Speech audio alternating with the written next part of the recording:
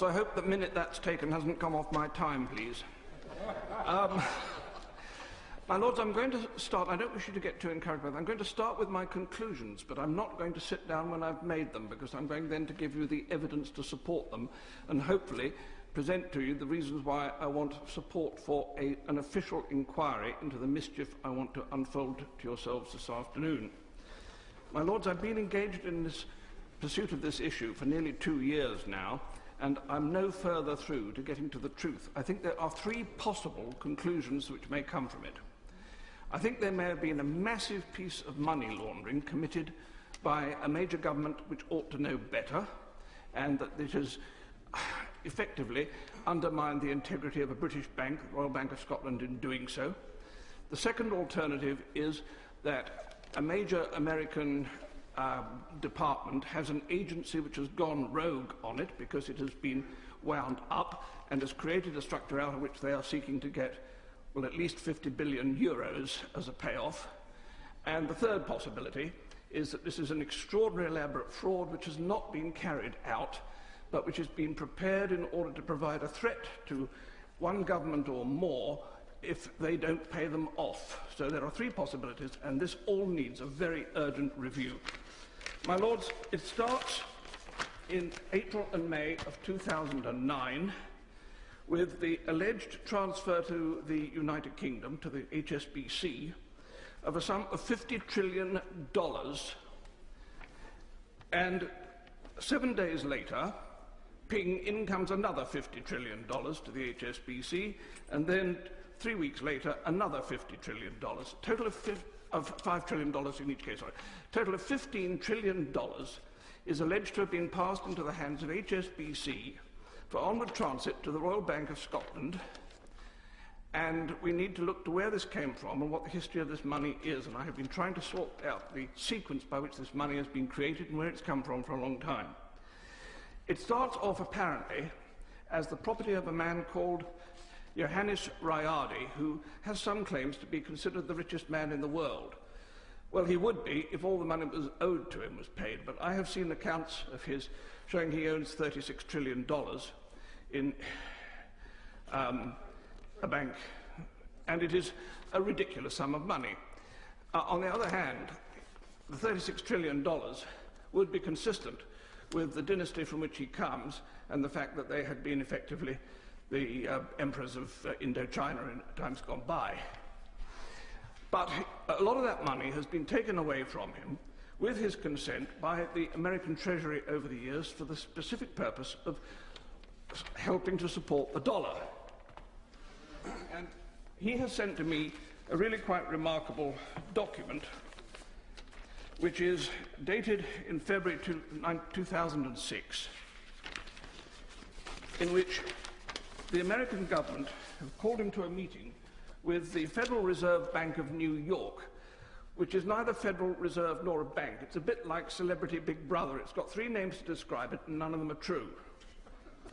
And this document, which is quite astonishing, purports to have been a meeting which is witnessed by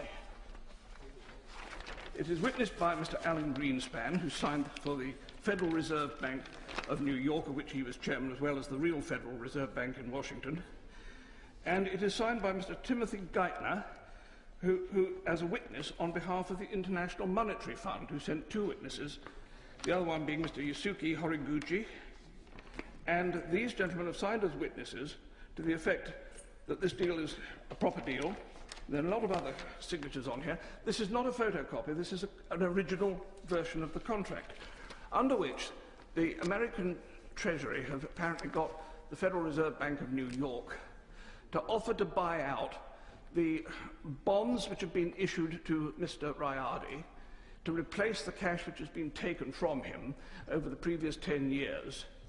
And they're giving him half of $500 million as a cash payment to buy out worthless bonds. Now, this is all in the agreement, and it's very remarkable. I would have thought establishing whether this is a correct piece of paper or not is just 2 phone calls away, one to Mr. Geithner and one to Mr. Greenspan. both of whom still prosper and live, so they could easily confirm whether they signed this. Mr. Royardi has, by passing these bonds over, also put at the disposal of the US Treasury the entire asset backing which he was alleged to have for the 15 trillion. I now have a letter here from the Bank of Indonesia which says that the whole thing was a pack of lies, that he did not have the 750,000 tons of gold which was supposed to be backing it. He only had 700 tons. And this is really a piece of complete fabrication. Finally, I have a letter here from Mr. Royardi himself, who tells me that he was put up to do this and none of it was true, and that he has been robbed of all his money. And I'm quite prepared to recognise that one of the possibilities here is that Mr. Royardi is himself putting this together as a forgery in order to go and try and win some recovery back. But it gets more complicated than that, because each of the 5 trillion payments that came in has been acknowledged and receipted by the senior executives of HSBC, and again receipted by the executives of the Royal Bank of Scotland. And I have a set of the whole of those receipts for all of this money. Why would any bank want to sign £5 trillion worth, $5 trillion worth, 15 trillion in total, of receipts if the money didn't exist? The money was said to have come, first of all, from the Royardi account to the Federal Reserve Bank of New York, and from the Federal Reserve Bank of New York it was passed to JP Morgan Chase in New York for onward transit to London. The means of sending it was a SWIFT note, which ought to have been registered with the Bank of England if it was genuine. So when this happened and came about, I first of all took it to my noble friend Lord Strathclyde and said, what do we do with this? He said, give it to Lord Sassoon, he's the Treasury. So we did, and Lord Sassoon looked at it and said immediately, this is rubbish, it's far too much money, it would stick out like a sore thumb and you can't see it in the Royal Bank of Scotland accounts. Quite right.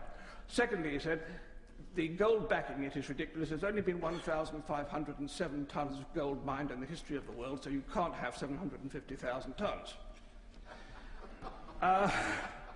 This is true. And the third thing he said obviously was, it's a scam. And I agree with him, it was a scam. The problem is we stopped looking at that point. We should have asked, what is the scam, instead of, at that time, just nodding it off. And we have never really resolved this, because today I have this quite frightening piece of paper, which is my justification for bringing it into this meeting today, which is available on the internet, and I'm astonished that it hasn't already been unearthed by the Treasury, and every alarm bell in the land should be ringing if it has, because this is the General Audit Office of the Federal Reserve, the real Federal Reserve in Washington, and its audit review in end of July 2010 on the Federal Reserve Bank of New York. It has on it some 20 banks listed, to which $16.115 trillion are outstanding in loans. My lords, that is the sore thumb that was being looked for by Lord Sassoon. But more particularly, there are 2 other very interesting things with this. The first is that Barclays Bank have got 868 billion of loan. The Royal Bank of Scotland has got 541 billion, in which case one has to ask, as they could have earned in 3 weeks enough to pay off their entire indebtedness to the taxpayers in Britain, why they have not done so, and could we please ask them to put a cheque in the post tonight for the whole 46 billion. And the third thing that's wrong with it is that every bank on this list, without exception, is an MTN registered bank, which means that they are registered to use medium-term notes to move funds between themselves with an agreed profit share formula, in which case these banks are investing this money, and, most extraordinary, not a penny of interest does the Federal Bank of New York want paid on this vast amount of 16 trillion. Anyone amongst yourselves who knows what the IMF rules are will immediately smell a rat, because the IMF has very strict rules for validating dodgy money. There are 2 ways of doing it. You either pass it through a major central bank, like the Bank of England, who had apparently refused to touch this, or alternatively, you put it through to a bank which is an MTN trading bank, which is then able to use the funds on the overnight European MTN trading market, where they can earn between 1 and 2.5% profit per night, and the compound interest on that is huge. So there is a vast profit being made with this money somewhere if it is in fact genuine. So, my Lords, I believe that this is such an important issue now that I've put everything I've got on the subject into a 104 megabyte memory thumb, and I want the government to put this to some suitable investigative bureau and take everything I've got on the subject and find out what the truth is of what is going on here, because there is something very seriously wrong. Either we have a huge amount of tax uncollected on profits made, or we have a vast amount of money festering away in the European banking system, which is not real money, in which case we need to take it back. My Lords, I ask for an investigation, and please support my plea.